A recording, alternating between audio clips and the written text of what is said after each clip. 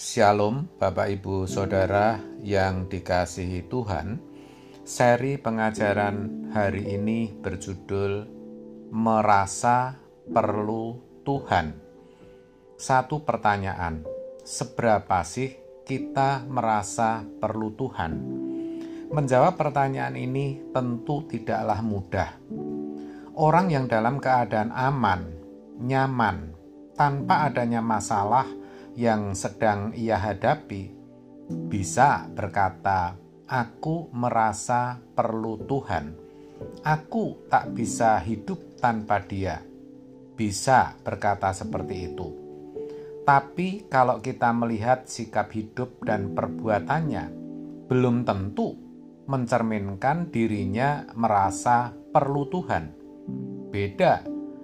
Orang yang sedang dalam kesesakan, dalam kondisi kepepet, dalam kondisi krisis, ucapannya bahwa dirinya merasa membutuhkan Tuhan, itu memang benar-benar membutuhkan.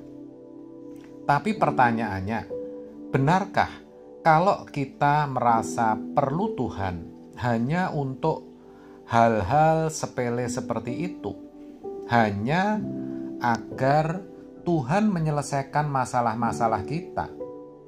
Tentunya itu tidak sepenuhnya benar. Dan orang-orang seperti ini curang. Saya katakan curang, karena membutuhkan Tuhan hanya untuk memperoleh berkat dan pertolongannya. Maka ketika masalahnya selesai, bisa jadi tidak lagi merasa perlu Tuhan. Dan faktanya kebanyakan seperti itu. Jadi, seberapa kita merasa perlu Tuhan itu sangat terkait dengan seberapa tinggi tingkat keseriusan kita berurusan dengan Allah. Dalam hidup ini, tentu kita memiliki pengalaman dengan berbagai objek dan kegiatan, di mana di dalamnya Allah selalu campur tangan. Roma 8 ayat 28. Maka tentu kalau kita serius, misalnya dalam studi, karir, bisnis, menggalang hubungan dengan relasi bisnis, dan lain sebagainya, seperti apa itu kita tahu. Kita alami kadang Tuhan sepertinya diam. Padahal sebenarnya tidak demikian. Tuhan campur tangan. Namun memang semua tergantung kita. Ketika kita menganggap sepi Tuhan, maka sepilah Tuhan untuk kita. Tapi kalau kita menganggap Tuhan itu hidup, nyata, berpribadi, dan kita sungguh-sungguh memperlakukan Dia sebagai pribadi yang hidup, maka Allah akan hidup bagi kita. Ibaratnya saudara seorang pengusaha, dia bekerja dengan serius demi keuntungan uang untuk hidup pribadinya, keluarga, dan berbagai cita-cita lain. Maka dia selalu merasa perlu menggeliat terus bagaimana agar bisnisnya bisa berkembang dan tidak mundur, apalagi mengalami kerugian. Dia selalu memeriksa saldo bank yang dimiliki dan neraca dagang bisnisnya. Kita juga sama. Kalau kita merasa perlu atau butuh Tuhan, kita juga harus serius mempersoalkan rekening kekekalan kita. Sudah seberapa banyak harta yang kita miliki di kekekalan?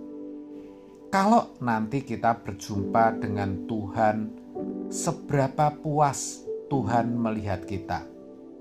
Itulah sejatinya yang dimaksud dalam Matius 6 ayat 20, kumpulkan harta di surga. Ini harus kita perkarakan selagi kita masih memiliki kesempatan hidup, yaitu ketika jantung kita masih berdetak, nadi masih berdenyut, nafas di paru-paru masih mengembang, supaya jika kita ternyata kurang berkenan di hadapan Allah, kita masih memiliki kesempatan untuk berdamai dan berrekonsiliasi. Ini sangat penting. Jangan sampai nanti kita menjadi miskin di kekekalan. Prinsip kita haruslah hanya Tuhan segalanya dalam hidup kita. Prinsip inilah yang akan mendorong kita merasa perlu, merasa butuh Tuhan. Dan tingkat kesadaran kita dalam memerlukan Allah menentukan tingkat keseriusan kita berhubungan dengan Dia. Dengan kata lain, tingkat keseriusan itu paralel dengan tingkat kesadaran kita akan perlunya Tuhan. Karenanya, kita harus serius untuk bisa memiliki kesadaran dan membangkitkan gairah kita untuk merasa perlu Tuhan. Caranya, kita harus memandang Tuhan sebagai satu-satunya yang kita perlukan lebih dari siapapun dan apapun. Saudara, hanya orang yang menabur kehidupan yang memerlukan Tuhan dan serius berurusan dengan Tuhan yang bisa menyanjung Tuhan dan berkata, "Aku mencintai, mengasihi, dan menginginimu Tuhan." Orang seperti inilah yang bisa menghayati bahwa Tuhan tidak hanya peduli dengan sakit jantung, ginjal, kanker, paru-paru, namun selembar rambut pun diperhatikannya. Maka saudara, jangan meragukan kasih Tuhan dan jangan memperlakukan Tuhan secara sembarangan atau remeh. Walaupun kadang Tuhan memang diam. Sebenarnya, seberapa kita mengobarkan cinta kita kepada Tuhan, sebesar itu pula keseriusan kita dengan Dia. Jadi, cinta kitalah yang menentukan apakah kita serius dengan Tuhan atau tidak. Bukan besarnya masalah kita, bukan juga seberapa tinggi cita-cita kita, tapi sekali lagi seberapa kita mencintai Tuhan. Dan seberapa kita mencintai Tuhan tergantung seberapa kuat kita bisa mengarahkan hati kita untuk mencintai Dia. Ya, begitu. Sebab Tuhan sudah beri kita kebebasan untuk itu. Kitalah yang menguasai hati kita.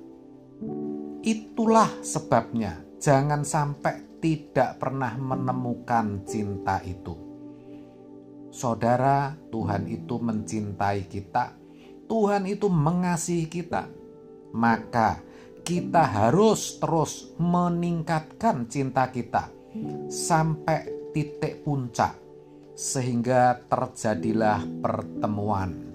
Dari pertemuan ini, pertemuan atau perjumpaan kita dengan Tuhan, terjalin eksklusivitas hubungan dengan Tuhan, di mana antara seorang dengan yang lainnya tentu eksklusivitasnya berbeda.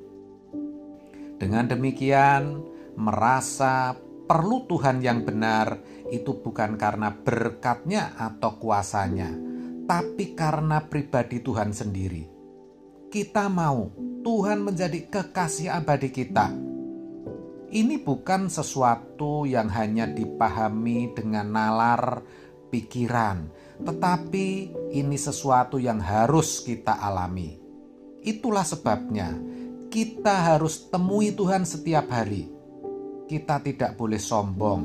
Sebaliknya, harus dengan sadar dan sengaja menyerahkan kemurnian cinta kita untuk Tuhan sampai kita menemukan Dia dan menjadi kekasih-kekasihnya.